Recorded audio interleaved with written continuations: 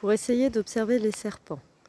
Ce que je vous conseille, c'est d'essayer de trouver une haie en lisière de prairie, un peu comme celle-ci. Alors celle-ci vient d'être broyée, le pied de haie a été broyé.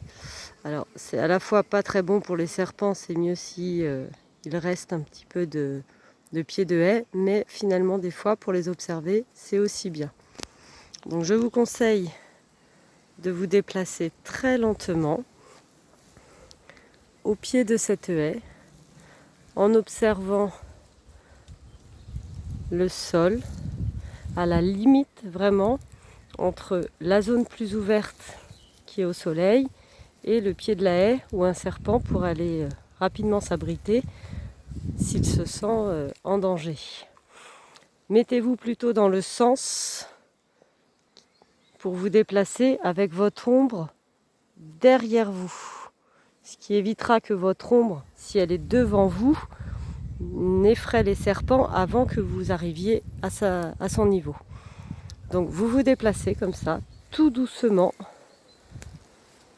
le long du milieu sur lequel vous espérez trouver un serpent, en observant toutes les petites zones où il pourrait potentiellement s'être recroquevillé, à la fois pour être au soleil et se réchauffer, mais aussi pour pouvoir rapidement partir dans un endroit caché s'il se sent en danger. Par exemple, voilà, très favorable, cette pierre qui ressort. On imagine très bien un serpent qui se mettrait au soleil juste à côté, à proximité de cette pierre, et qui pourrait très rapidement aller se mettre dessous s'il se sent en danger. Et d'ailleurs, il pourrait aussi passer la nuit sous cette pierre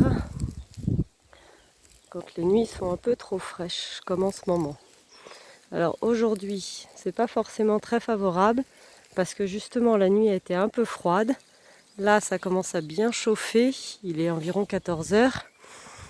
Mais bon, c'est un peu tard par rapport au temps qui pourrait rester au serpent pour s'activer. Et en plus, il y a du vent. Donc les serpents n'aiment pas forcément trop quand il y a du vent, puisque, un petit peu comme nous, en termes de température ressentie, c'est moins facile de bien se chauffer quand il y a en plus du vent. On va aller voir un petit peu plus loin. Je ne suis pas sûre qu'aujourd'hui, il y ait des serpents à observer le long de cette haie. Alors je suis venue là parce que c'est une haie que je suis tous les ans et où je sais qu'on peut observer des serpents. Donc d'ailleurs cette haie avait déjà été broyée il y a 3 ans, le pied de la haie. Et à cette occasion justement, le milieu était un peu comme en ce moment là. C'est là que j'avais le plus facilement pu observer pas mal de serpents. À la fois couleuvre à collier, couleuvre verte et jaune et même esculape. Donc là on est dans une zone qui est à l'ombre. On peut passer beaucoup plus rapidement puisqu'il y a plus de chances que ça soit favorable pour des serpents. Et donc maintenant que je sais qu'il y a des serpents qui logent à proximité de cette haie, de ce pied de haie, alors tout simplement parce que en fait au-dessus, je ne sais pas si vous le voyez là, on a un petit talus avec un ancien muret de pierre et donc elles peuvent en même temps aller se mettre dans le reste du muret de pierre, toutes les infractuosités qu'on a entre les pierres. Et donc en fait l'année dernière, au bout de 2 ans, les ronces avaient pas mal repoussé au pied de cette haie. Donc qu'est-ce que j'ai fait? Vous pouvez faire ça aussi si à proximité de chez vous il y a un milieu qui vous paraît favorable mais où le pied de la haie est un petit peu trop refermé. J'essaierai de vous montrer des exemples. La haie est un peu trop fermée, le pied de la haie. Vous pouvez tout simplement créer vous-même des petites zones ouvertes de même pas 1 mètre carré, hein, avec un croissant, un sécateur, même un bâton, ce que vous voulez qui puisse coucher, un peu couper la végétation. Et vous créez comme ça des petites placettes où le soleil va pouvoir pénétrer beaucoup plus facilement au pied de la haie et où le serpent pourra à la fois donc se mettre au soleil pour se chauffer, mais aussi se mettre à l'abri, à proximité, ce qui sera rassurant pour lui. Et en fait, donc j'avais fait ça l'année dernière alors que je commençais à avoir beaucoup de mal à observer des serpents sur cette haie puisque les ronces avaient beaucoup repoussé.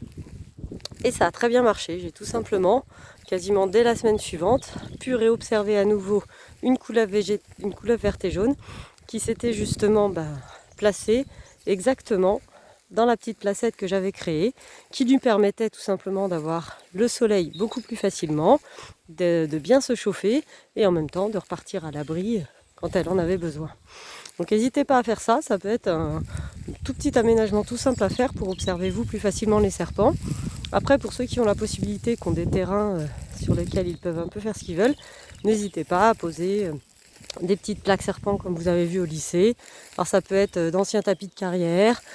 Il peut aussi s'utiliser des tapis de sol de voiture, par exemple, ce genre de choses. Faites toutes ces matières en caoutchouc noir qui vont chauffer assez facilement et qui vont pouvoir permettre à un serpent de se mettre dessous pour se chauffer et en même temps de partir à l'abri. Vous les placez bien en pied de haie, un petit peu comme vous avez vu au lycée, dans des limites entre un milieu plus ouvert et une haie.